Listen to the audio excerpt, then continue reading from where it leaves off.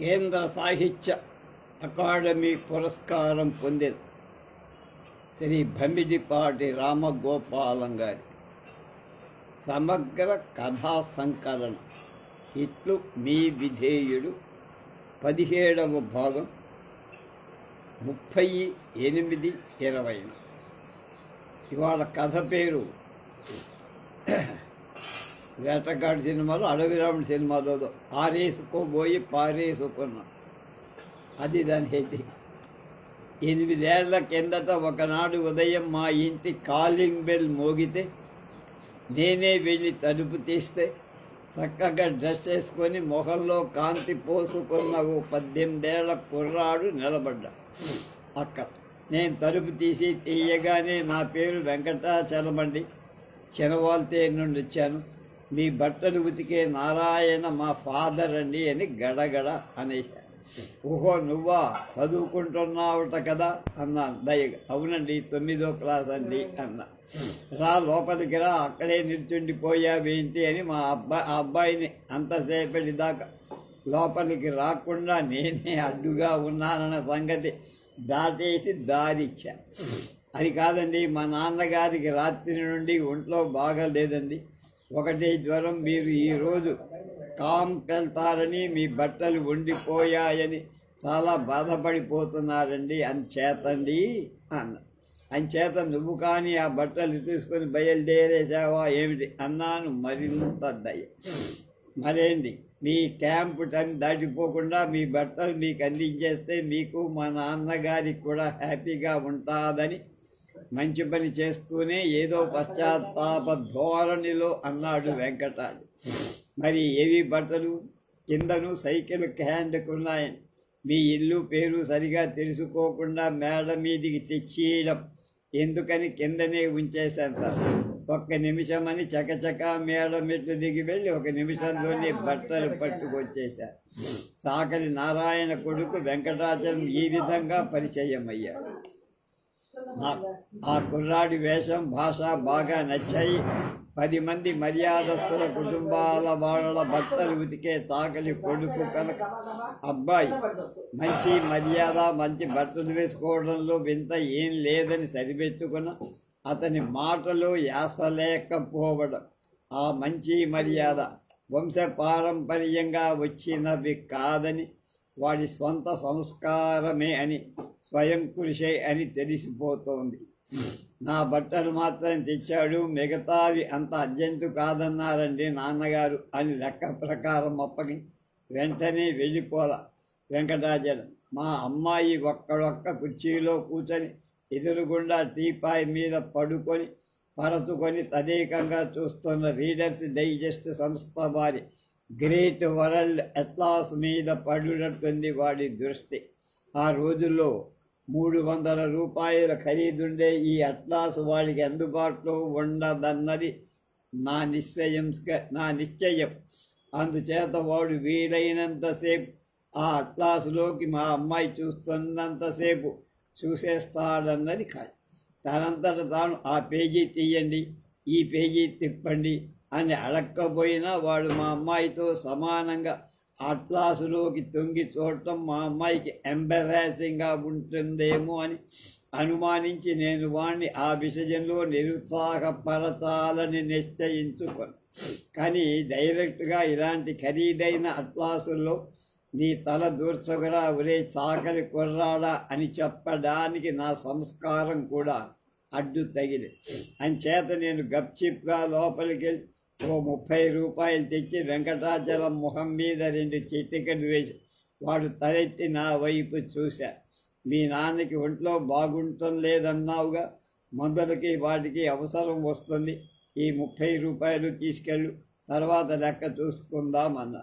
వెంకటాచలం డబ్బు అందుకొని thank you sir అనేసి డబ్బు 30 రూపాయలు ఉన్నాయా లేనా అని లెక్కైనా పెట్టుకోకుండా జేబులో పెట్టేసుకొని మళ్ళా అట్లాసులోకి చూడడంతో మా అమ్మాయి ఆ పుస్తకాన్ని టపీమని పెద్ద చప్పుడు చేసి మూసేసి స్ప్రింగ్ తన్నినట్టు స్పీడ్గా నిలబడి వెంకటాచలం నాతో సార్ ఆ అట్లాసు ఒకసారి తిరగేసి చూడొచ్చునా సార్ అన్నా. మా అమ్మాయి ఎంతైనా నా బిడ్డ కదా, గొప్ప ప్యాట్రనైజింగ్ టోన్లో ఓ షూర్ అని పర్మిషన్ ఇచ్చేసి అక్కడి నుంచి వెళ్ళిపోయి వెంకటాచలం నిశ్చయంగా ఆ అమ్మాయి ఖాళీ చేసిన కుర్చీలో కూర్చొని అట్లా స్థిరగయ్యటం మొదలుపెట్టి మన దగ్గర కూలీ డబ్బులు తీసుకొని మనకి చాకిరీ చేసే పని వాళ్ళ కొడుకులు కూతుళ్ళు మన పిల్లలు చదివే పుస్తకాలు స్వతంత్రంగా చదివేస్తేను, మన పిల్లలు ఉపయోగించే ఫర్నిచరు వెహికల్స్ చనువుగా ఉపయోగిస్తేను మనం సహించాం. కానీ గబుక్కున ఏదైనా అనడానికి కూడా నాకు నోరు రాదు. అలాగని వెంకటాచలాన్ని ఏదో రకంగా చిన్న చూపు చూడాలని కూడా ఆ సంగతి వాడికి బోధపడేటట్టుగా ఆ ఉద్యమం సాగాలని నాలో రేగిన కోరిక మొత్తం చావల. అందుకనే కాబోలు నేను ఇంకో కుర్చీలో కూర్చొని సంభాషణ మొదలు. ఎంత చదువుతున్నావు నువ్వు? 9? అది నీ స్థాయికి అందదు, స్కాలర్లీ ఎడిషన్ అన్నాడు. అంతగా నీకు అట్లా సరదాగా ఉంటే ఈసారి ఎప్పుడైనా ఒక సెలవు రోజున రా. ఆక్స్ఫర్డ్ వాళ్ళు వేసింది స్కూల్ అట్లాస్ అని ఉంటుంది, అది నీకు ఇచ్చేస్తా. ఆ అట్లాస్ కొన్నాక మా పిల్లలు దీన్ని కొన్నాక దాని ముఖం చూడటం లేదా, అది నా దగ్గర ఉంది సార్ అన్నాడు. వెంకటాచలం నా వైపు కూడా చూడకూడదు. పనివాళ్ళు వాళ్ళ పిల్లలు మన ప్రిమిసెస్లో ఉన్న వాళ్ళు అటు ఇటు చూసి ఏదో చిన్న వస్తువు జేబులోనూ బొడ్డోనూ దోపేసుకొని చల్లగా జారుకోకుండా కాపలా కాసే సంస్కృతి మంది నాలో కూడా ఉండటం వల్ల కాకపోయినా నేను నా సరదా కోసం, నా పిల్లల వికాసం కోసం 300 రూపాయల పోసి కొనుక్కున్న ఆ అట్లాస్ గురించి లేదా అందులో ఉన్న గొప్ప విశేషాల గురించి వెంకటాచలం మెప్పుగా ఏదైనా అంటే నైబర్స్ ఎన్వి ఓనర్స్ ప్రైడ్ అని ఒక సామెత ఉంది కనుక స్వీకరించడం కోసం మరింతసేపు నేను అక్కడే కూర్చున్నా.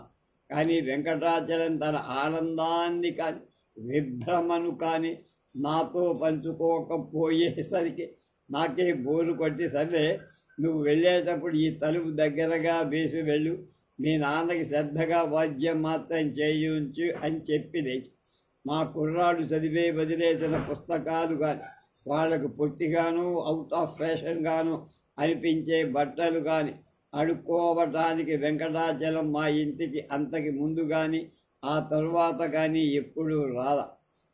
వెంకటాచలం మా ఇంటికి రెండోసారి 4 ఏళ్ల క్రితం రావటం ఎలా జరిగిందంటే, విశాఖలో భారత నౌకాదళానికి చెందిన పూర్వ ముఖ్యాలయం ఈస్టర్న్ నేవల్ కమాండ్ ఉంది కదా, ఈ సంస్థలో బ్యాచిలర్ సెయిలర్స్ అంటే అవివాహిక నావికుల కోసం హాస్టల్స్ లాంటివి ఉన్నాయి. ఎక్కడెక్కడి నుంచో నౌకల్లో వచ్చే నావికులు ఇక్కడ శిక్షణ పొందేవాళ్ళు హాస్టల్స్లో టెంపరీగా ఉంటారు, పర్మనెంట్గా కొందరు ఉంటారు. సత్రా భోజన మఠా నిద్ర రకం వాళ్ళు. అయితే మనిషికి భోజనం నిద్ర కాక వేషం కూడా అవసరం కదా. ఈ నావికుడు తమ దుస్తులు దుప్పట్లు వెతికించుకోవడానికి ఊళ్ళో చాకళ్ళని పెట్టుకోనక్కర్లేకుండా, దానికోసం సమయం వృధా చెయ్యక్కర్లేకుండా క్యాంపస్లోనే దోభీ ఘాట్లు ప్రభుత్వ నియామక నిర్మాణాల వల్ల అమరి ఉంటాయి. ఆ కారణంగా 4 ఏళ్ల క్రితం 2 దోభీ ఉద్యోగాలు ఖాళీ పడ్డాయి. అప్పటికి వెంకటాచలం ఇంటర్ 2వ ఏడాది చదువు పూర్తి చేసి ఎంప్లాయ్మెంట్ ఎక్స్చేంజ్లో తన పేరు రిజిస్టర్ చేసుకున్నందువల్ల సహజంగా అతనికి ఆ ఉద్యోగానికి ఇంటర్వ్యూకి వెళ్ళమని కాగితం వచ్చింది. వెంకటాచలం ఆ ఉద్యోగం నేను చెయ్యను, అందుచేత ఆ ఇంటర్వ్యూకి వెళ్ళను అని మొరాయించాడు. నారాయణ నా దగ్గరకు వచ్చి మొర పెట్టుకొని, ఆడికి తమరంటే గౌరవం బాబు, తమరో పాడి చెప్పి ఒప్పించరా అనే వాడి ధోరణులు కాళ్ళ వేళా పడి నన్ను అడిగారు. సరే ఏదో సాగు పెట్టి మీ కుర్రాన్ని నా దగ్గరకు పంపించు అన్న.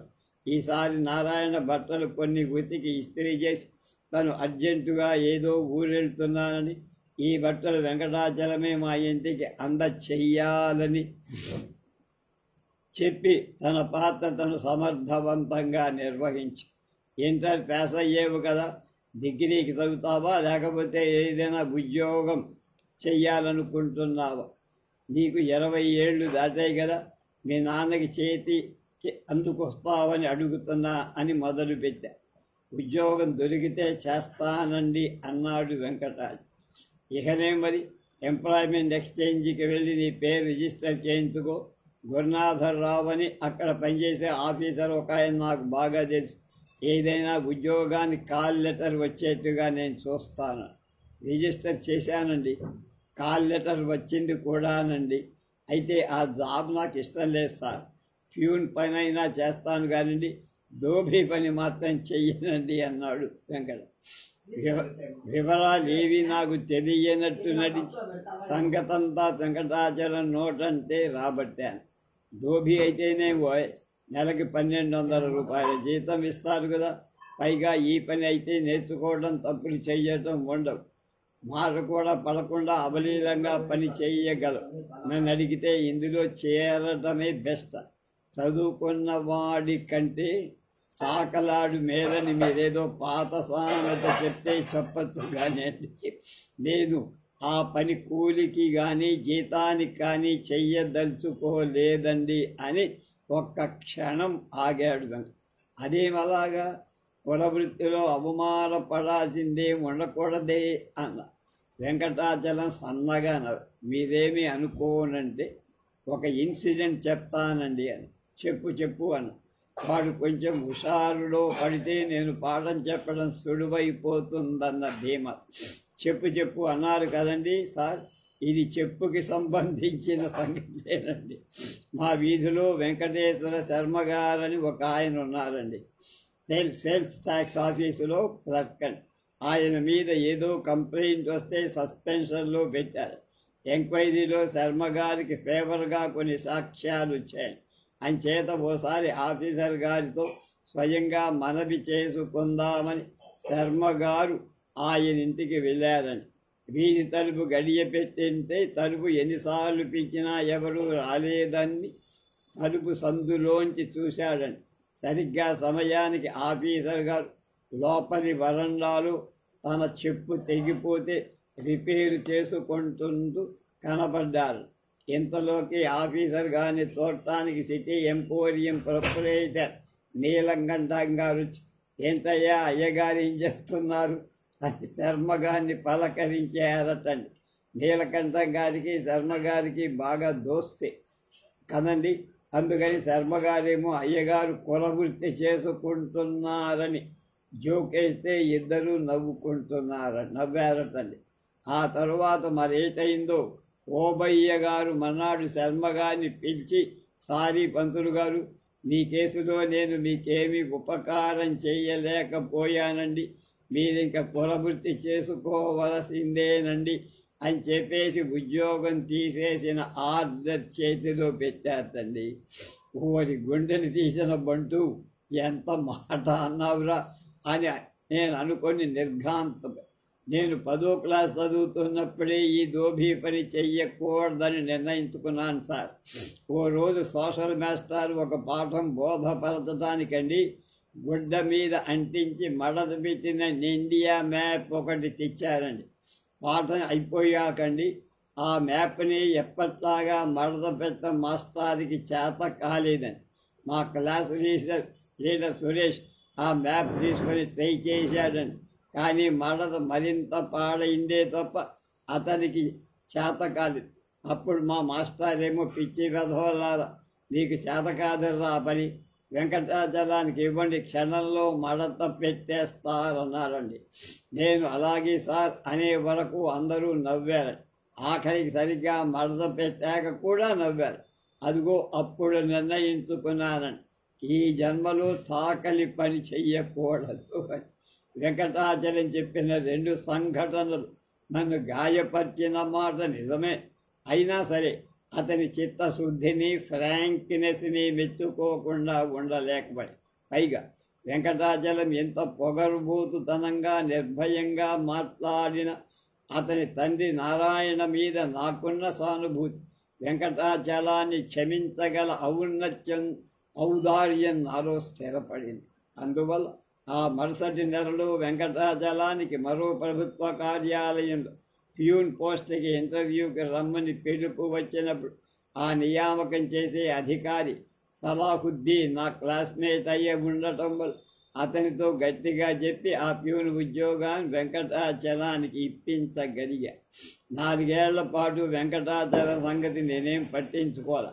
చాలా దూరానికి ఇల్లు మారటం వల్ల సాకలి పనికి నారాయణకి బదులు మా కొత్త ఇంటి దగ్గరగా ఉన్న సుబ్బయ్యని పెట్టుకుని ఎప్పుడైనా వెంకటాచలం గుర్తొస్తే అతగాడు ఇంటర్ పాస్ అయ్యాడు కనుక చదువు మీద ఇంటరెస్టు స్వయం కృషి మీద నమ్మకం ఉన్నవాడు కనుక డిగ్రీకి ప్రైవేటుగా చదివి టైపు షార్ట్ హ్యాండు నేర్చుకొని ఏ గుమాస్తాగాను స్టెనోగ్రాఫర్గాను అభివృద్ధి సాధించి ఉంటాడని ఊహిస్తూ వచ్చా. మొన్న ఆదివారం అతగాడు నాకు పూర్ణ మార్కెట్లో కనపడేదాకా అదే అభిప్రాయం. బాగున్నావా, ఉద్యోగంలో ఏదైనా అభివృద్ధి వచ్చిందా అని పరామర్శ. బాగులేదండి, ఉద్యోగం సంగతి అంటారా, మీరే గెలిచారండి అన్నాడు వెంకటాచలం. లేదు గెలవటేమిటయా మధ్యలో అని. అదంతేనండి, చాలా చాకలాడికి పుట్టినందు నేను చాకలిగానే బతకాలి. మా నాన్నగారితో పాటు మీరు కూడా ఒకప్పుడు అనుకున్నారు కదండి, అందుకని మీరే గెలిచారంటున్నారండి. నువ్వు కోరిన ప్రకారం నీకు ప్యూన్ ఉద్యోగం ఇప్పించాను కదా, మళ్ళీ ఇదే మాటయ్యా అన్న. అంతా అలా జరిగిపోయింది. సలాహుద్దీన్ గారును ఏడాది పాటు ఏం మోసానో కాగితాలు. ఆ తర్వాత కాగితాల మూత పోయి బట్టల మూత తగిలి సాకలినైపోయానండి. అది ఎలా జరిగిందయ్యా? తర్వాత వచ్చి ఆయన నిన్నేమైనా డిస్మిస్ చేశాడా? అలా చేసినా బాగుండేదేమో సార్. సలాహుద్దీన్ గారి తర్వాత వచ్చిన రామలింగ స్వామి గారికి ఓ రోజు అర్జెంటుగా చాకలి కావాల్సి వస్తే పోనీ కదా అని మా నాన్నగారిని అప్పగించాను. నేను మా నాన్నగారి కొడుకునని తెలిసే వరకు డబ్బులిచ్చి చాకలి పని మా నాన్నగారికి ఇచ్చారని. ఆ తర్వాత ఒరే వెంకటాచలం, నీ వాళ్ళ నుంచి ఆఫీసుకు రాకు, బంగళాలోనే ఉండి ఏ రోజు బట్టలు ఆ రోజు ఉతికేసి ఇంటికి వెళ్ళిపో. నీకు ఆఫీసు వాళ్ళు నెల నెల జీతం నీ కాళ్ళ దగ్గరికి పట్టుకొచ్చి ఇచ్చే ఏర్పాటు చేస్తా. ఏముంది పెద్ద కష్టం, ఓవర్ హెడ్ ట్యాంకులో సమృద్ధిగా నీళ్లుంటాయి. సబ్బులు, సబ్బు గుండలు, సోడా గుండ, నీలిమందు, గంజి, ఏం కావాలన్నా నీ చేతి డబ్బు నయా పైసా పడకుండా అని నేనే ఏర్పాటు చేస్తా. రోజు ఒక్క పూట పని చేస్తే నెల జీతం 1200 రూపాయలు నీ చేతికి వస్తాయి. పైగా నెలకు 10 రోజులు నాతో పాటు నువ్వు కూడా టూర్లకి ఫాలో అయినట్టు రాసి నెలకి 200 తక్కువ కాకుండా టీయే కూడా ఇప్పిస్తాను అన్నా. నేను ఒక పెద్ద ఆఫీసర్ కదా అని మొహమాట పడి ఒప్పుకున్నందుకు చివరికి పర్మనెంట్గా చాకలినైపోయాను. వారు ఒక్క పూట అన్నారు కానండి, ఉదయం ఉతుకుడు మధ్యాహ్నం ఇస్తే ఇలా 2 పూటల పనొచ్చి నా నెత్తినా పడ్డాడని రామలింగ స్వామి గారు ట్రాన్స్ఫర్ అయిపోతూ తన దగ్గర ఛార్జీ తీసుకున్న సుబ్బరామ శాస్త్రి గారికి చెప్పారు, this Venkatachalam is a gem of a dhobi. ఇదని ఆఫీసుకు మాత్రం మార్చుకొని అలాగలాగా సాకలాన్నైపోయాను. మా ఆఫీసులో ధర్మయ్య అని ఒకడున్నాడు.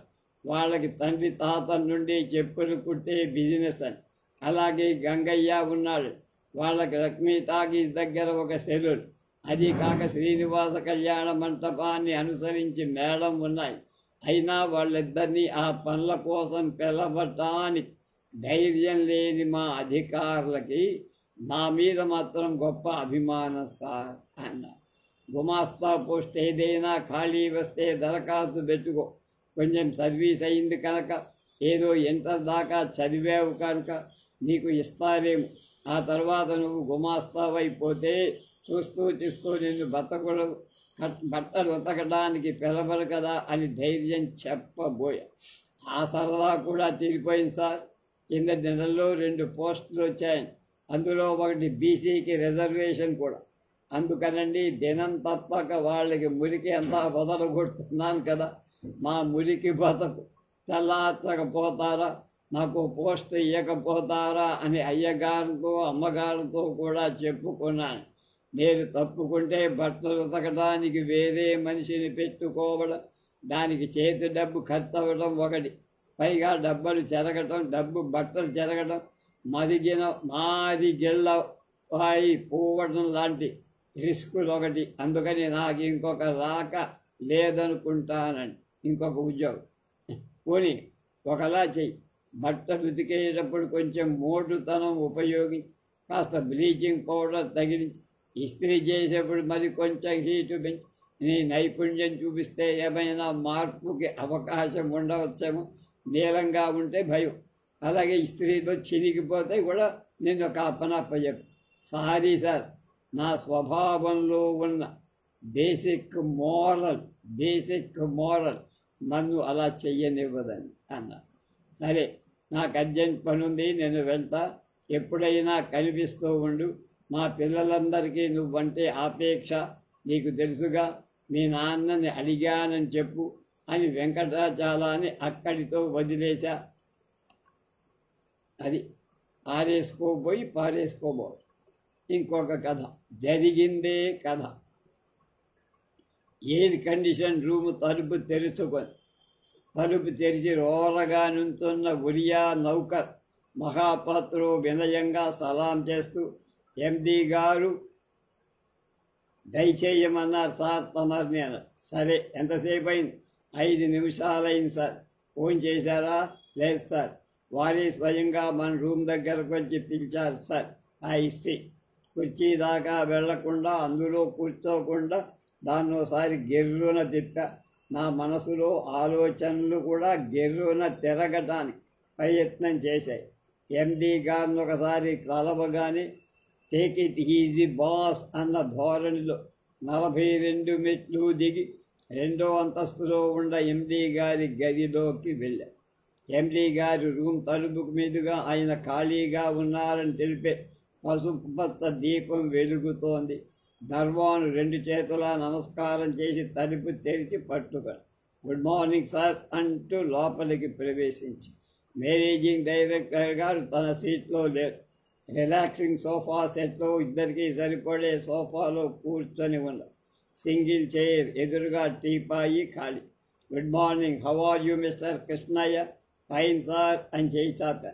ఐ నో అని చిరునవ్వుతో నా చెయ్యి ఆడించి, ప్లీజ్ బీ సీటెడ్ అన్నా. థ్యాంక్ యూ సార్ అంటూ కూర్చొని మేనేజింగ్ డైరెక్టర్ గారి కాలితో బెల్లు నొక్కారు. జపనీస్ క్రైమ్ సింగ్ పైన చప్పుడుతో మోగాయి. మరుక్షణం దర్వాను తలుపు ఓరగా తెరిచి వినయంగా వంగాడు. ఎవరిని పంపొద్దు, 10 minutes అని కరుగ్గా చెప్పారు. ఎస్ సార్ అన్నాడు. తలుపు మూసుకుంది.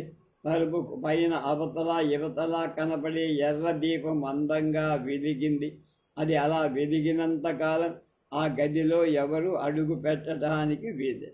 ఎండి గారు సోఫాలో దిండు సరిచేసుకొని విశ్రాంతి తీసుకునే భంగిమలో కాళ్ళు దాపి కూర్చున్నారు. సిగరెట్ పెట్టె తీసి ఆయన ఒకటి వెలిగించి పెట్టే లైటరు అందించారు. నాకు ఒళ్ళంతా మెలికలు తిప్పుకుంటూ థ్యాంక్ యూ సార్ అన్న. సిగరెట్ పెట్టెను సుతారంగా దూరంగా తోస్తూ, తీసుకోండి, మీరు కాలుస్తారని నాకు తెలుసు అన్నారు ఎండి. దాగుందని తెలుసుకున్న బాగుండదు. దజ్జా అయిన ఫారిన్ సిగరెట్ 2 దమ్ములు పిలిచి భయంగా చూస్తున్నట్టు నటించారు. స్వయంగా నా రూమ్కొచ్చి పిలిచారట సార్ అన్న. మీరు సదుపాయంగా కూర్చోండి అన్నారు ఎండి. నో సార్, నాకు ఇలా బాగుందన్నాను. కుర్చీలో ఇబ్బందిగా కది. మీతో 5 నిమిషాలు గడపాలి. మీరు సౌఖ్యంగా కూర్చోవటం నాకు అవసరం అని టీపాయిని చేత్తో నా కాళ్ళ దగ్గరకు తోసి, మీరు దాని మీద కాళ్ళు పెట్టుకొని హాయిగా కూర్చుంటే నేను ఇలాంటి మర్యాద మీద టైం వేస్ట్ చెయ్యకుండా మాట్లాడగలను అన్నారు ఎండి కఠినంగా. తప్పింది కాదు. కుర్చీలో వెనక్కి జారబడి కాళ్ళు 2 టీపాయి మీద రెస్ట్ చేసి మా ఇంట్లోనో ఆఫీసునో రూమ్లోనో కూర్చున్నట్టు కూర్చొని కింగ్ సైజ్ ఫారిన్ సిగరెట్ ఇంకా 35 భాగం కాల్చాలి. నేను ఇక్కడికి ఎండీగా వచ్చి 2 ఏళ్ళైంది. ఎస్ సార్, ఈ 2 ఏళ్లలో మిమ్మల్ని స్వయంగా కలవటం ఇవాళ సమావేశంతో 19 సార్లు. యాది సార్, వర్క్ ఎక్కువగా ఉంటుంది. కాగితాలు పంపిస్తే తమరు ఆర్డర్ వేస్తూనే ఉన్నారు. స్వయంగా వచ్చి మిమ్మల్ని డిస్టర్బ్ చేయటం ఎందుకని, అవసరం ఉంటే తప్ప తమని బాధ పెట్టడం లేదు అన్నాను. మంచిదే, కానీ కాగితాలు చూసినంత మాత్రం చేత బోధపడనివి ఏమున్నా నేను మీకు మిమ్మల్ని శ్రమ పెట్టకుండా మీ డెప్యూటీతో మాట్లాడి సెటిల్ చేస్తున్నాగా. ఎస్ సార్, ఆయన నాతో అప్పుడప్పుడు చెప్తారు. బాస్ పిలిచారు, ఫలానా విషయం గురించి అడిగారు, ఆర్డర్స్ వేశారు అంట.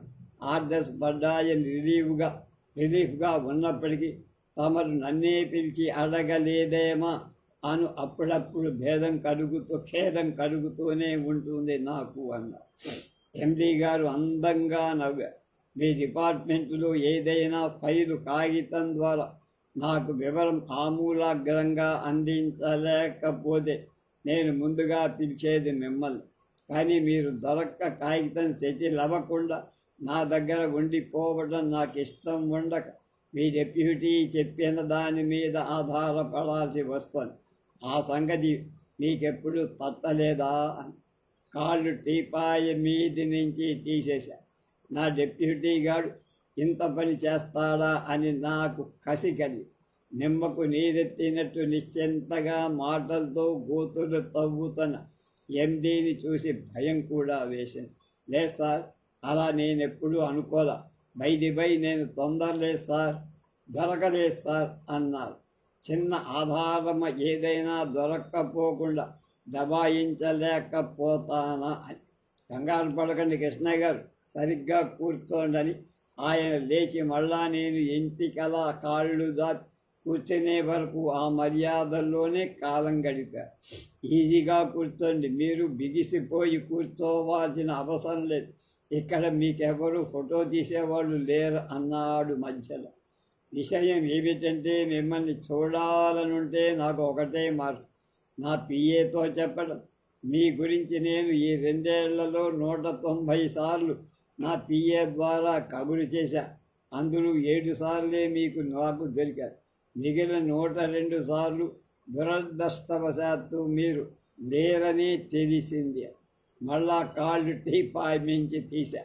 ఎండి తను కూడా బెర్ర బిగిసి కూర్చున్నారు. లేనిపోని లాంఛనాలెందుకు కృష్ణయ్య గారు? మీరు ఇంట్లో కానీ, ఆఫీసులో కానీ, మీ రూమ్లో కానీ, చివరికి ఏదైనా ఉద్యోగానికి అభ్యర్థులను ఇంటర్వ్యూ చేసేటప్పుడు కానీ కాళ్ళు 2 టేబుల్ మీదే పెడతారు కదా. అలా కూర్చొని ఫ్రీగా మాట్లాడు అంటే ఎందుకు గడికోసారి కాళ్ళు తీసేయడం, బెర్ర బిగిసిపోవడం, ఈ అర్థం లేని లాంఛనాలు? పళ్ళు పట్ట కొరుక్కున్నాను. ఎవడో కాకారాయుడు చెవులు కొరికితే మాత్రం ఇవన్నీ విని లెక్క తీసుకోవటం అయినా అనిపించింది. మీరు ప్రతిరోజు ఆఫీసుకు 10 గంటలకు రావాలి. పావు తక్కువ 11కు వస్తారట కదా. 1 గంటకు లంచ్ బోర్డు పెట్టి 3 గంటలకు తీస్తారట కదా.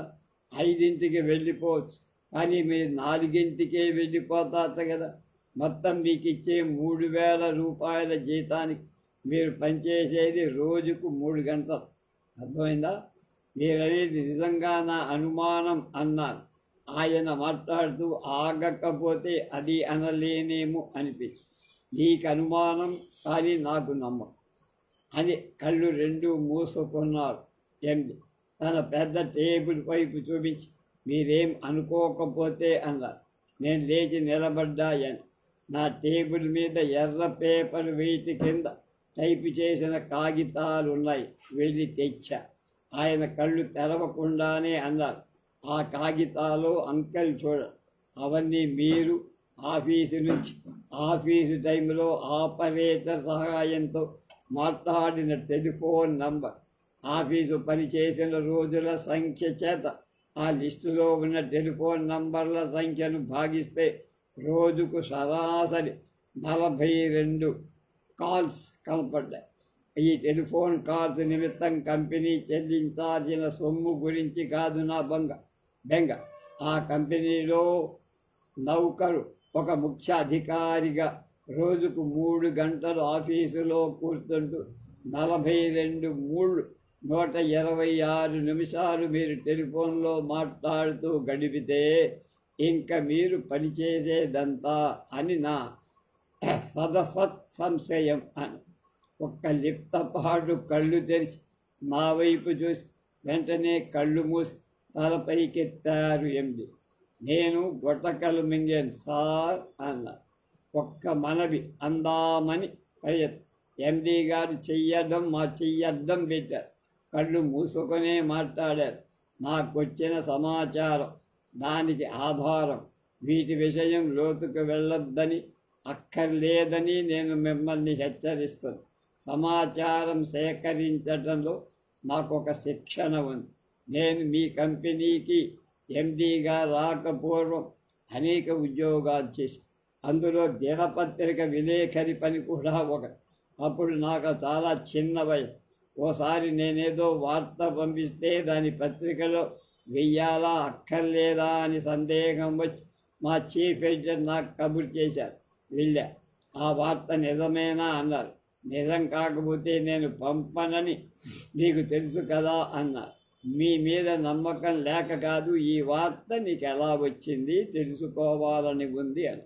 పత్రికా విలేకరులు వార్తలు అందిస్తారు, కానీ వాటిని తాము ఎలా సంపాదించారో చెప్పరండి అన్నారు. అలాంటి వార్తలు ప్రచురిస్తే దెబ్బలాటొస్తే అన్నారు. వెయ్యడము మానడము మీరు చూసుకోండి, దెబ్బలాటొస్తే నేను చూసుకుంటాను. ఇదంతా నేను ఎందుకు చెబుతున్నానంటే, ఒక పద్ధతిగా సమాచారం సేకరించడం, అలా సేకరిస్తున్నట్టు ఎవరికీ తెలియకుండా జాగ్రత్త పడటం నాకు బాగా తెలుసు. అంచేత ఇదంతా ఎవరో కాకారాయుడు చెవులు కొరగ్గా చాడీలు చెప్పగా దొరికిన సమాచారమేమో అని నేను అనుమానించటం లేదు అన్నాడు. నేను మళ్ళా గుటకలు మింగా. చేతిలో ఒక కాగితం తీశారు. ఇది మీకేమైనా పనికొస్తుందేమో చూడండి అని నాకు అందించి, అది ఒక దినపత్రికలో ప్రచురించిన ప్రకటన. ప్రభుత్వ రంగంలో ఒక పెద్ద సంస్థ నడుపుతున్న ఒక రీసెర్చ్ యూనిట్లో సూపరింటెండెంట్ కావాలి. అర్హతలన్నీ నాకున్నాయి. జీతం కూడా ఇప్పుడు నాకు వస్తున్నంత వస్తుంది. ఓ విధంగా చూస్తే ఆ ప్రకటన నన్నే వెతుకుతూ వేశారేమో అనిపించి, అయితే ఉద్యోగం మరీ తాత్కాలిక, ఒక ఏడాది మాత్రం. లోకాగితం మడిచి జేబులో రైట్, మీరు వెళ్ళవచ్చు. సారీ, మిమ్మల్ని బాధ పెట్టానేమో అని షేక్ హ్యాండ్ ఇచ్చారు. సిగరెట్ పెట్టి తీసి తానొకటి వెలిగించుకున్నారు. నాకొకటి ఇవ్వాల. ఫోటోలు తీశారు, దండలు వేశారు, సన్మాన పత్రాలు చదివారు. ఒకళ్ళిద్దరికి ఫోటోలకు సన్మాన పత్రాలు అద్దం కట్టించిచ్చారు. ఆఖరి రోజున సాంస్కృతిక కార్యక్రమం ఏర్పాటు.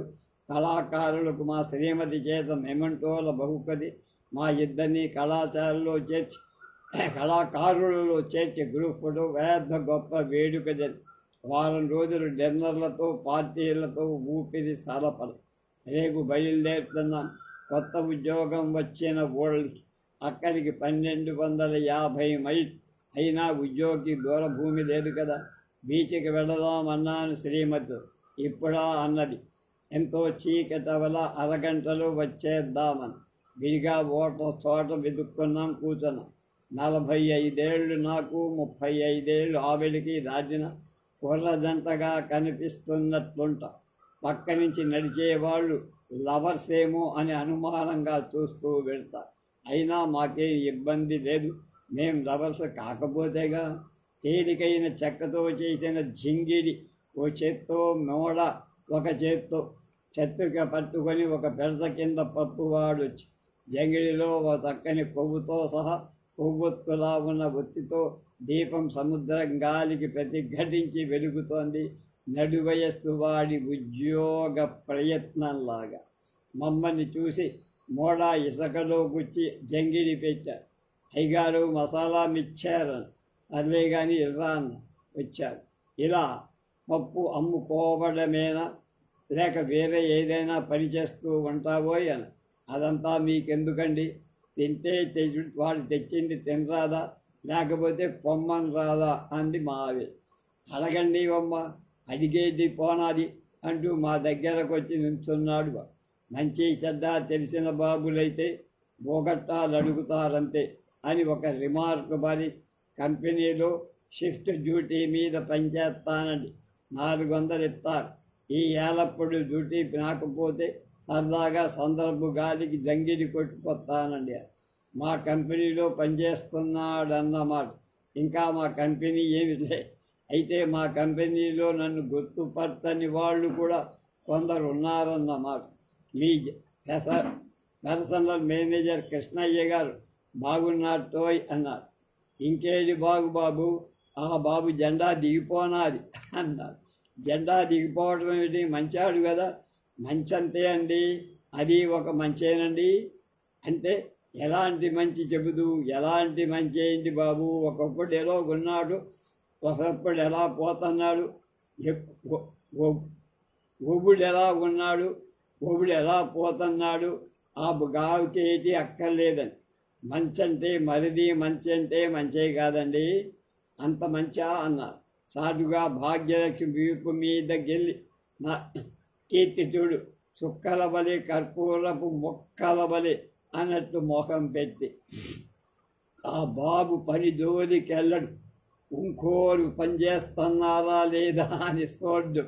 మరి తగురు అడిగారు కాబట్టి అదో రోకం మంచండి. అలాగా అయితే అంత మంచిని ఎన్నాళ్ళు సాగనిస్తారు బాబు.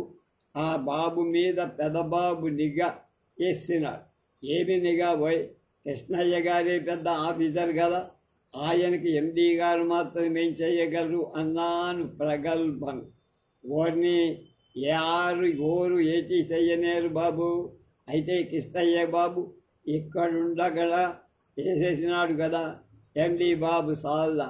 అదేలాగా ఆయన బడయ్యా ఇతన్ని ఇక్కడ ఉండకుండా చేసేయడానికి అనుకో చోట మంచి ఉద్యోగం వస్తే పోతున్నాడేమో.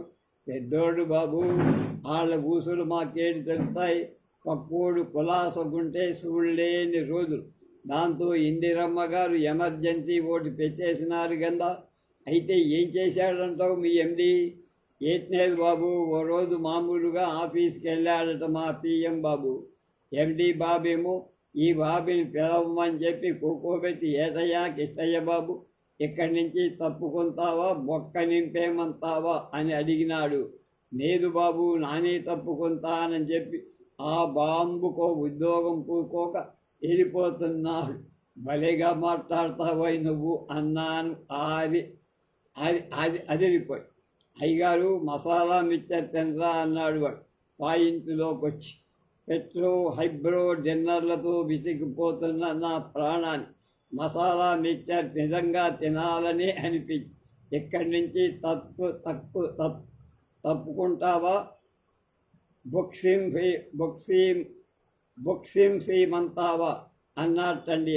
బాగా చెప్పాడు. చూసి విసిగిన వాళ్ళ జరిగిన దాన్ని వాడి భాషలో చెప్పాడు. అది కథ.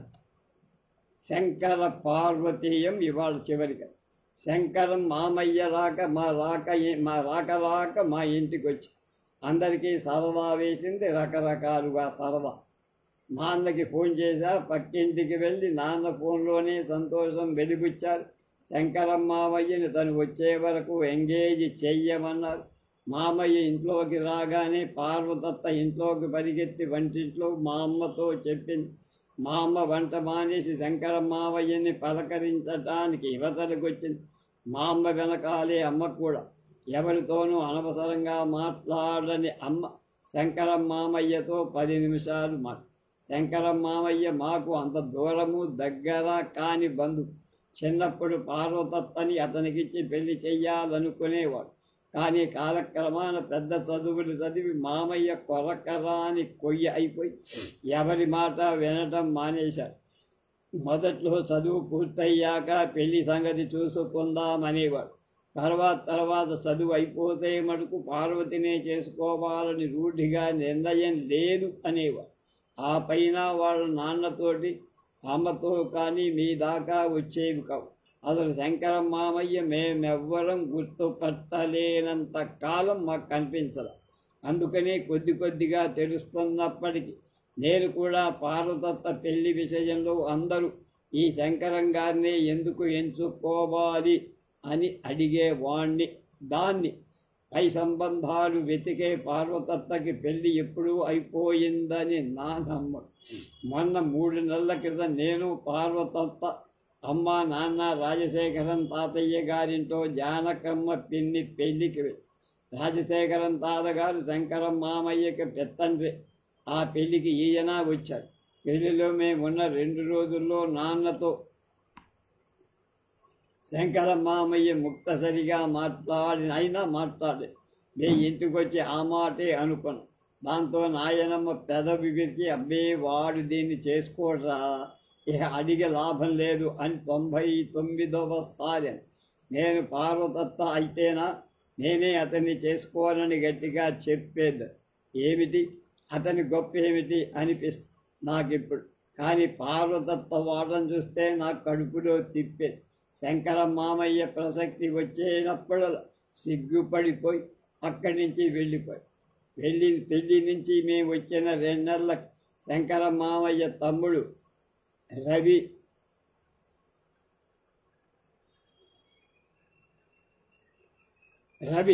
తుని వెళుతూ మా ఇంటికి వచ్చారు.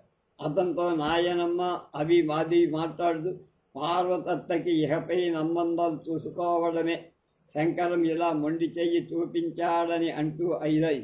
దాంతో అతను చాలా ఆశ్చర్యపడిపోయి, అరే మీకింకా తెలీదా అన్నయ్య, పార్వతిని పెళ్ళాడతాని నాన్నకి చెప్పి 15 రోజులు అయి దాటిందే అన్నాడు.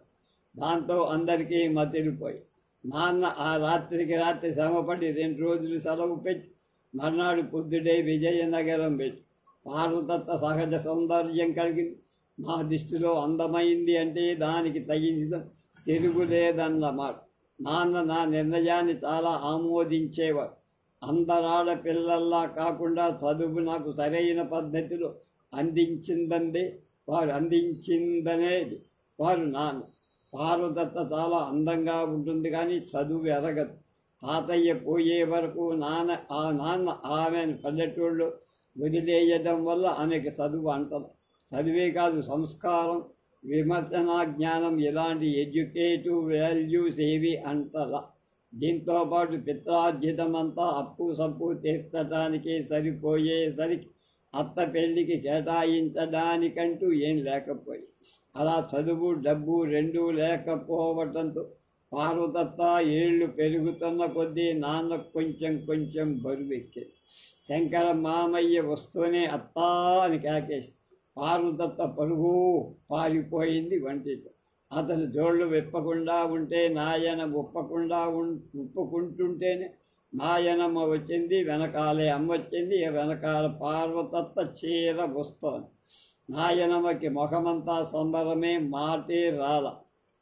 సావిట్లో హ్యాండ్ బ్యాగ్ పెట్టబోతూ ఉంటే అమ్మ అడ్డుపడి తీసుకుపోయి మధ్య గదిలో పెట్టి, పరాయి వాళ్ళలాగా సావిట్లో పెట్టేస్తున్నారేం సంచి అన్నాను నేను మాట కలిపి.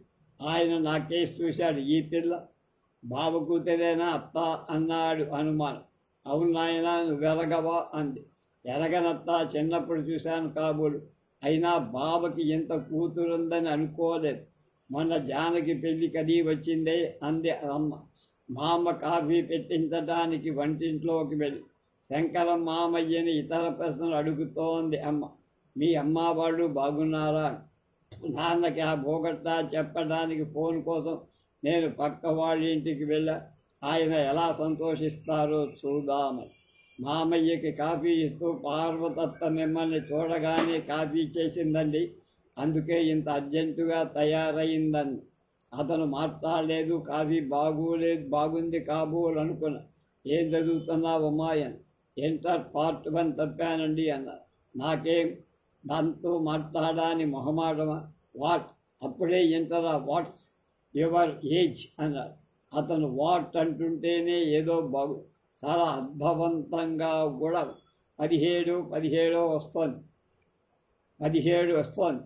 స్కూల్ ఫైనల్లో వయస్సు దారదని ఏదో గడబడ చేశారు కూడా. మళ్ళీ మార్కులు అవి చూసి డిఈఓ గారికి రిపోర్ట్లు రాస్తే కట్టనిచ్చారు అన్నారు. వాట్ అని మరి ఇంటర్ పోయిందే, ఆ మార్కులు ఇంటర్లో రాలేదా? అవునండి, నాకు కొంచెం ఇంగ్లీష్లో డౌట్ అన్నాను. అరే ఇంగ్లీష్లో డౌటా? నాకెప్పుడు ఉండేది కాదని కొంచెం నెమ్మదిగా అనుకున్నాడే.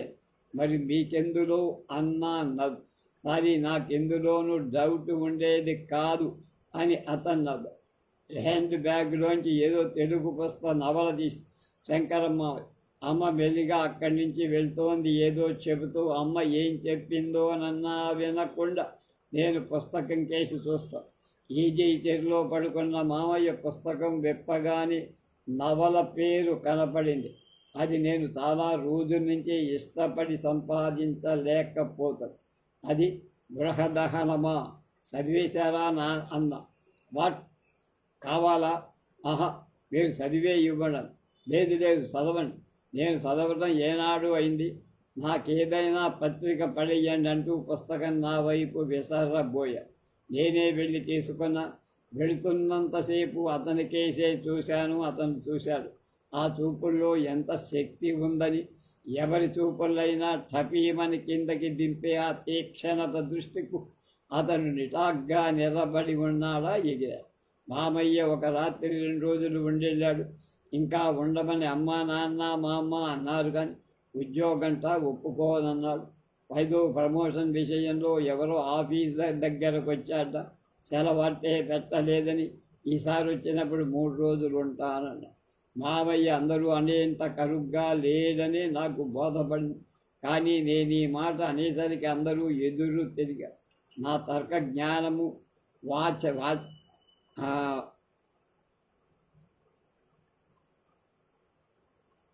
చమత్కృతి వృధా అయ్యాయి. మామయ్య శుద్ధ డాబు మహాబెట్టు అని. మామయ్య మాట కర్ర విరిచి పొయ్యిలో పెట్టినట్లుంటుంది. మన ప్రశ్నకి అతను జవాబే చెప్పాల్సి రావాలి, కానీ మళ్ళీ మనకి ప్రశ్న వేసే అవకాశం ఇవ్వడు. అది చూసి తలబరుసంటే అన్యాయమే. అభిప్రాయాలు ప్రవర్తనను కూడా చూసి మార్చుకోలేరు కొందరు. మా వాడు అందులో చేస్తారు. మావయ్య సరదా అయినవాడు.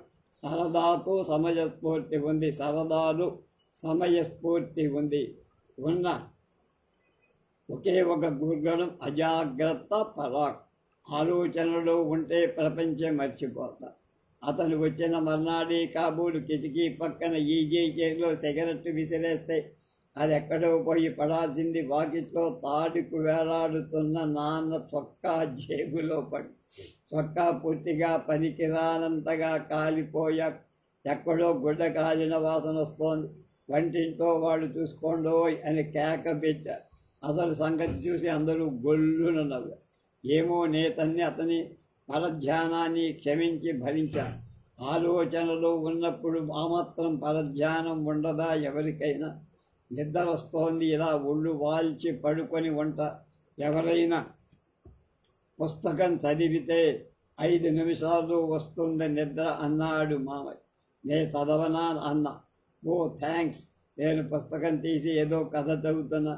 బాగా స్పీడ్గానే చదువుతున్నావు, తప్పులు రావటం లేదన్న. బాగుంది, తప్పులు కూడా రావాలా? అది కాదు, కానీ పార్వతి అలా చదవగల్లా? అదే మీ సందేహం. మామయ్య ఆలోచనకు నాకు సరదా వేసి తృప్తిగా నవ్వుకున్నా. తెలుగైతే బాగా చదువుతుంది. మధ్య మధ్య ఇంగ్లీష్ మాటలు వస్తే అక్కడ హాల్ట్. ఎడతి రైటింగ్ కొంచెం పెద్ద సైజు అంతే. అయినా మీరు ఊరుకుంటారా? మీ సావాసం 4 రోజులతో ఎడ్యుకేషన్ రాబట్టడానికి అన్నా. వాట్ అంటే ఉబ్బేస్తున్నావేంటి నన్ను? కాకపోయినా అత్తయ్యకున్న గ్రహంపు శక్తి అలాంటిది. పోనీది ఆ మాత్రం ఉంటే చాలని మామయ్య నవ్వు. నీకు నిజంగా నిద్ర రావటం లేదు అంటూ లేచి యువతనికి వచ్చా. గది తలుపు దగ్గర పార్వతత్త ఉంది. నేను బిగ్గరగానే, పార్వతత్త, నువ్వు ఈ పాటికి ఏబీసీడీలు మొదలు పెట్టడం మంచిది. తెల్లవగానే మామయ్య నేను ఫస్ట్ ఫారంలో చదివేస్తారట అన్నాడు. పా అని నాకన్నా 3 ఏళ్ళు పెద్దదైనటువంటి పార్వతత్త నా దగ్గర సిగ్గుపడింది. నెల తిరగకుండా మామయ్య మళ్ళీ వచ్చాడు. ఈసారి అందరూ అంత సరదా పడ్డా, కానీ అదేం కనపడలేదు. వచ్చిన రోజు సాయంకాలం సినిమాకు వెళదాం రమ్మన్నాడు. నాన్న 7 గంటల దాకా ఇంటికి రాడు. పార్వతత్త మామయ్యతో సినిమా మాట్లాడించి వంటిల్లు దాటి యువతలకి రానంది. అమ్మ పెద్ద కాక చిన్న రాక కానంది. నాకు మట్టుకు తప్పదు. 4ంటికి ఆలోచించుకున్న వాళ్ళం 4:30కే బయలుదేరాం. అలా మెయిన్ రోడ్ వెంట నడుస్తూ Saraswati reading room, town hall, beach చూసుకొని లైట్ హౌస్ దగ్గర చేరాం. లైట్ హౌస్ ఎక్కి మళ్ళీ వచ్చి బీచ్లో గంట కూర్చున్నాం. ఎన్నో విషయాలు మాట్లాడుకున్నాం. అతను అడగిందంటూ లేదు. చిన్నప్పటి నుంచి నేను అలా పెరిగాను. పార్వదత్త అలా పెరిగింది. నాన్న మద్రాస్ సెంటర్లో పనిచేయడం. అప్పటి నాన్న సైకాలజీ. సాయంకాలం ఒక్కోనాడు ఏదైనా మరణదండన అమలు జరిపి వచ్చినప్పుడు ఆయన పడ్డ బాధ.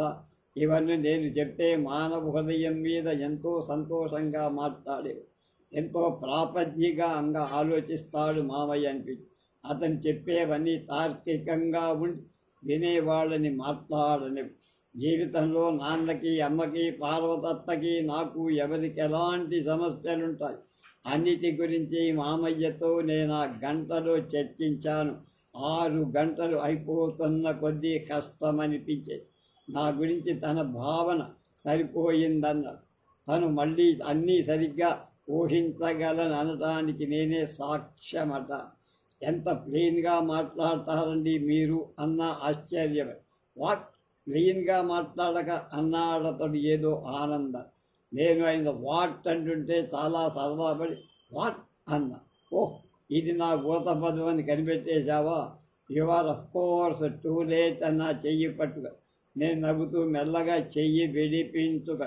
ఏమట్టా నవ్వుతావు లేదామా అని లేచా. మౌనంగా బస్సు రోడ్డు మీదకి నడిచి వచ్చాం. సిటీ బస్ మీద మార్కెట్ వరకు వెళ్ళాం. అక్కడి నుంచి సినిమాకు వెళ్ళాం. సినిమా నుంచి ఇద్దరం ఒక్క రిక్షాలో రావడం నాకే కొంచెం ఇబ్బంది అనిపించింది. అది ఇంటికొచ్చే ముందు మరి ఆయన 2 రిక్షాలు పిలవడేమో మేము పిలిచాడు. కానీ నేనే ఎందుకులండి దండగా అన్నా. మామయ్య నా ఇబ్బంది గమనించి నువ్వు సరిగా ఉండటం లేదు, నేను దిగి నడిచిరానా, ఇల్లు దగ్గరగా అయిందన్నాడు. ఇంత దగ్గరలో దిగి నడవటం నాకు అంత సమంజసంగా అనిపించల. అది అంతకంటే అసౌఖ్యంగా కూడా ఉంటుందని ఏమైనా అతన్ని దిగనివ్వల. మర్నాడు పొద్దుట మామయ్య మా అమ్మతో ఫిర్యాదు చేశాడు. మీ ఇంటికి వస్తే ఏం తోతదే అత్త అని ఎవరు మాట్లాడు. అలా ఈ పుస్తకాలు ఎంతకని చదవను, ఇక ఎప్పట్లో మీ ఇంటికి రాకూడదు. అవును మరి, అయినా మా మాటలు మీకేం రుచిస్తాయి? పుస్తకాలు సినిమాలు ఉండాలి మీకు.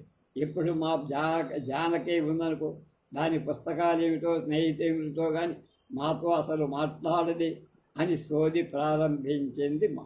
ఆ సాయంకాలం 3:30కి మామయ్య, ఏం జానకి ఎటైనా వెళదామా ఇవాళ? నిన్నట్లా కబుర్లా చెప్పుకుంటూ అడిగి. నాకు నిన్నటి సమావేశం అసంపూర్ణంగానే కనపడి, కానీ ఎందుకు వెళ్ళొద్దురు అనేసి. ఇవాళ యూనివర్సిటీకి వెళ్దాం. నేను చదువుకునేటప్పుడు కూడా యూనివర్సిటీ బిల్డింగ్స్ చూడలేదు. సరే వెళ్దాం లేండి, ఇంకో గంట పోయాక బయలుదేరదామా. 4 అయ్యాక బయలుదేరాం. యూనివర్సిటీ బిల్డింగ్ చూసి అతనంత ఆశ్చర్యపోవడం నేను ముందుగా ఊహించాల. సెలవులు అవటాన్న ఏదీ తెరచలేదు. హాస్టల్స్లో మటుకు ఇంటికి వెళ్ళని స్టూడెంట్స్ అక్కడక్కడ ఉన్నారు. వినయ విహార మేడ మీద అంతస్తుకి ఎక్కి ప్రకృతి అంతా చూశాం. వాల్తేరు ఊరు చూసి బీచ్కి వెళ్దామన్నాడు బాబు. బీచ్లో కూర్చొని సుమారు 1 ప్యాకెట్ బిగరెట్ల దాకా కాల్చాడు. 5 అయిపోయేసరికి లోకం మీద మాకు సంబంధించిన భోగట్టాలైపోయి. శంకర మామయ్య నిశ్చలంగా ఆలోచిస్తున్నాడు. నేను అతన్ని కదల్చక ఇసుకలో ఏవో బొమ్మలు వేసుకుంటున్నా.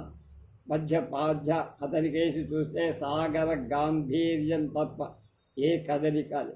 ఒకసారి జానకి అన్న పిలుపుతో ఇడితే, ఒక్క మాట చెప్తా వింటావా? దీంట్లో నీ సలహా కూడా తీసుకుంటే ఏ పని చెయ్యలేననుకో. అతనికి నేను సలహా చెప్పేది దాన్నా అని లోనే అనిపించింది. అంతగా నన్ను ఎప్పుడు చెన్నబుచ్చుకోలేదు. సరే అని. మరేం లేదు, ఇది నీకు కూడా సంబంధించిన విషయం కదా. లేకపోతే నాకెవరి సలహా అక్కర్లేకపోయి. అయినా నీలాంటి వాళ్ళ సలహా దేంట్లో అయినా అవసరమే అని నువ్వే రుజువు చేస్తున్నావులే. దానికేం కానీ నేను ఈసారి విశాఖపట్నం రావటం నీకోసమే అని తెలుసా అన్నారు. నా కోసం? నీకు తెలియకపోవడం అన్యాయం. Only I don't mind. ఈసారి నీకోసం వచ్చా. నిన్ను వదలలేక ఈ నెలలు కష్టపడి చివరికి వచ్చా. నిజానికి ఈ నెలలోనూ నేను పూర్తిగా నీవాడినైపోయా. నేను పొరపాటు చేస్తున్నానా అని 2-3 సార్లు అనుమానం కూడా కలిగింది. అది తేల్చుకోవటానికే నేను ఈసారి రావు. కానీ ఎంత చూసినా నీ మీద గౌరవం, కాంక్ష ఎక్కువైపోతున్నాయి కానీ తగ్గల. నాకు నోటంట మాటల. ఈ మార్పు అంతా ఒక పెద్ద ప్రాసెస్. క్రమంగా నీకు వినిపిస్తాననుకో. ఒకటి చెప్పు, పార్వతిని కాదని నిన్ను పెళ్ళాడటం నీకు ఇష్టమే. అలా డబుల్గా సడన్గా లైట్గా అడిగితే డౌన్ లైట్గా అడిగితే నేనేం చెప్పను? అఫ్కోర్స్ నీకు నా మీద నమ్మకం కుదరటం కష్టమేనని నాకు తెలుసు. ఒక నెలాడలో ఇలా మారిపోయిన నేను ఇక ముందు మటుకు తిన్నగా ఉంటానా అని ఎవరైనా అనుకుంటా. కానీ ఇది నా పరిణామ దశ. ఈ మార్పుతో అది సరి బోధపడుతోందా? అబ్బే, ఎంత ప్రయత్నం నా వల్ల జరిగిన మీ పార్వతత్వ నన్ను అసలు ఆకర్షించలేదే. నేనేం చెయ్యను అని నాకా స్ఫుటంగా ఒకే రూపు గోచరిస్తుంది. దేశంలో డబ్బు, చదువు లేక పెళ్లి జీవితం ఆగిపోయిన వేలాది ఆడపిల్లలందరికీ ప్రతినిధిగా నిలబడ్డ దౌర్భాగ్య దేవత పార్వతత్వ. ఎన్నో విలువలున్న, ఎంతో కష్టపడి ఆకర్షిస్తే కానీ దొరకని ఈ శంకరం ఎన్నో మామయ్య నుంచి సభ్యత కోసం దూరంగా వెళ్ళిపోతున్న పార్వతత్వ నా సొంత మేనత్. నాన్న మామపై సంబంధాలు వెతకరు. ఈ శంకరం మావయ్యను కాస్త నేను కట్టుకుపోతే పార్వతత్వ మాటేమి అస్పష్టంగా ఏదో ఒకటి. దాని గురించి నాకు బెంగగానే ఉండేది. ఆ లెక్కని దాని మీదున్న సింపతి నీకు లేదేమో. అందుకనే దాన్ని ఒంటరిగా నేను పెళ్ళాడతానని వాలంటరీగా ఒప్పుకొను. కానీ నాకు కొన్ని ప్రాబ్లమ్స్ ఉన్నాయి. అవి నువ్వు నేను ఉంటే కానీ సాల్వ్ కావు. అందుకోసం ఈ మార్పులో పడాల్సి వచ్చింది. కాంట్ హెల్ప్ అన్నాడు మామయ్య చాలా లోతు. నాకేం తోచడం.